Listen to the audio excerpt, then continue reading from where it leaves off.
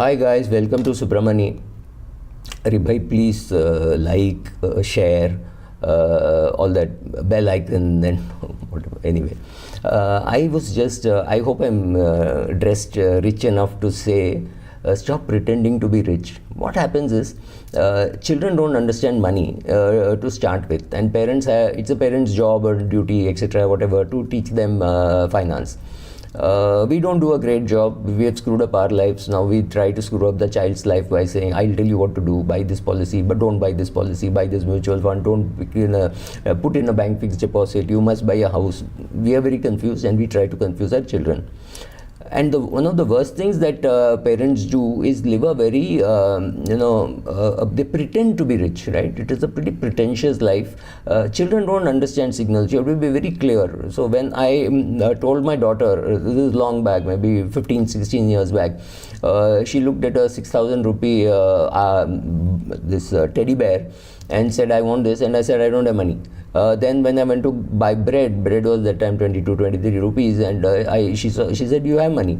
So when you're talking to children, you have to be very clear. You have to tell children, right now this is not my priority. Therefore, if as an adult, you come to me with a product and I tell you I don't have money, you think you understand this, it's not my priority. I don't want this product. I don't want this luxury car. I don't want this policy, whatever. I don't want it. Therefore, I'm saying I don't have money. Children don't understand. Children actually think your purse is empty. You don't have a coin, you have nothing left, and therefore you're saying no. So children definitely improve your communication, so including money. So tell them very clearly, look, this is what we can afford. We can afford a trip to Goa, etc. We do. Then 1 year markets do well, or whatever happens, your portfolio does well, you get an extra bonus, you encash a ESOP, something happened, and you say, okay, this year we have some extra money, so we are making a trip to Europe. But please understand, this is a super luxury. We cannot do it very often. Once in a while, maybe once in 5 years, once in 7 years, we'll do. Maybe we'll go to visit some Disneyland or something which kids like, which kids have seen and they want to go. Do it. Perfectly all right. Buy a luxury car. Perfectly all right. But the signals you're sending is, oh, we can afford all this, so therefore I can afford higher education. How much does the higher education cost? Well, not much. It's about $100,000. $100,000 is 70, 80 lakhs.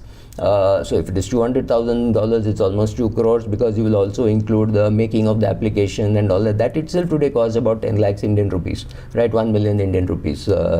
So that is what it costs. So send a signal very clearly saying, this is what I can afford, this is what I can't afford. Communicate with your children, right? So I'm saying, stop pretending to be rich. Don't make mistakes of borrowing for everything, because the kid then will not be able to understand why you can't borrow for the kid's education. Say that as a percentage of my net worth, this is what I can afford, right? So these percentages matter. So if your net worth is 20 crores, you can afford 2 crores. But even at 10 crores, maybe you can afford 2 crores. But if you have 2 crores, you cannot afford 2 crores. Right? This is not understood. I am quite shocked. I met a person who has a net worth of about 2 crores, and his son wants to go abroad to do a course somewhere in Switzerland, and it's costing him close to 1 crore. It's about 85, 90 lakhs. I said, you just don't have, तुम्हारी औकात ही नहीं है बच्चे को वहाँ पढ़ाने की. But he's saying, oh, can I borrow? Can I do this? Can I do that? I said, why are you doing this? Because it is a son from the first marriage. And he thinks that if he says no, duri बढ़ जाएगी or whatever, the child will get separated, so I need to do it and I must pay this 80 lakhs. I said, call in the mother. If the mother also has money, ask her to put 40 lakhs, you put 40 lakhs. That itself is a stretch, right? It is, for this guy, it is 20% of his liquid net worth.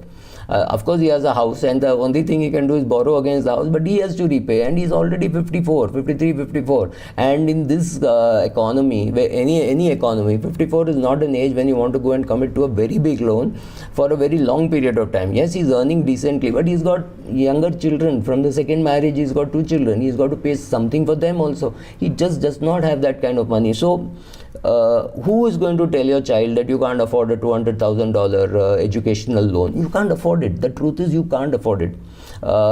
Secondly, have you provided for your own retirement? There are enough movies that you see. Forget if you've seen my channel or not seen my channel. So many movies you see where people have underprovided. I mean, Bagban would be one of the movies. I don't know if there is a movie after Bagban which speaks about not having enough money for retirement.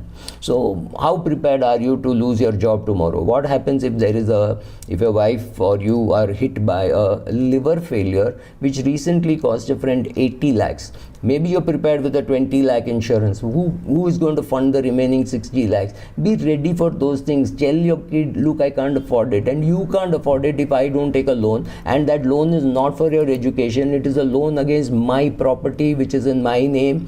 And since I borrowed the loan from HDFC knows me, and therefore they are giving me, but I have to repay. If I don't repay, I will lose the house, and house is a very important integral part of my retirement plan. You have to say that. Forget helping others. Today you don't have money for yourself. If you don't have money for yourself and suddenly your parent has a illness issue and you have to spend 5 lakhs, 7 lakhs, that's not a big amount, but all coming at the same time, it's a huge amount, because you have sat with a calculator made by somebody, and there it says you need 4 crores for retirement. So you're already short. Your liquid net worth is only 2 crores. You're 54. Your wife is not earning too much. She's earning something which is perhaps enough to meet your day-to-day expenses now. But she will also retire. She's same age as you. You don't have the money. Admit it. First of all, look into the mirror every day and say you don't have enough money. You're having a pretentious lifestyle which you can't afford. Now, I know people who have spent a lot of money on the first daughter's wedding and second daughter's wedding, and the third daughter thinks this is my birthright.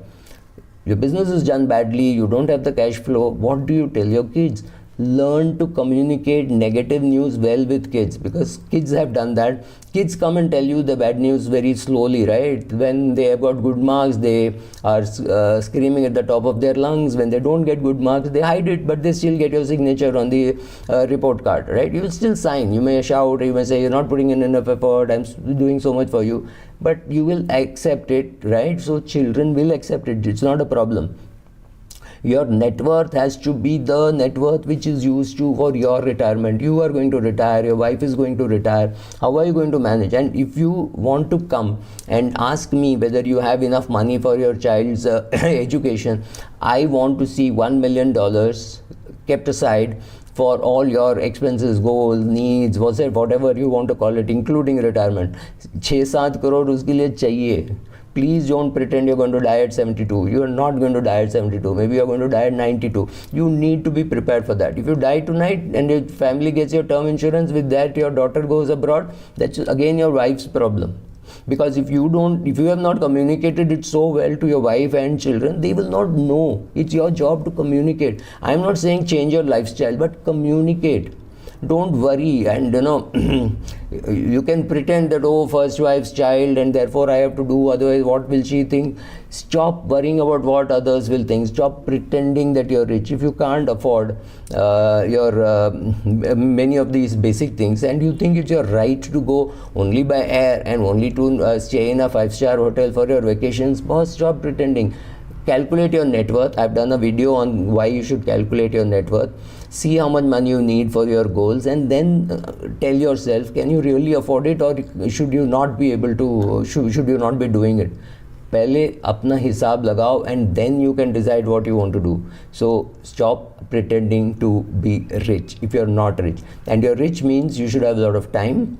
It means you should have enough money to tell your boss, I'm not coming from tomorrow. And you have to have enough money to spare for expenses till your age of 95.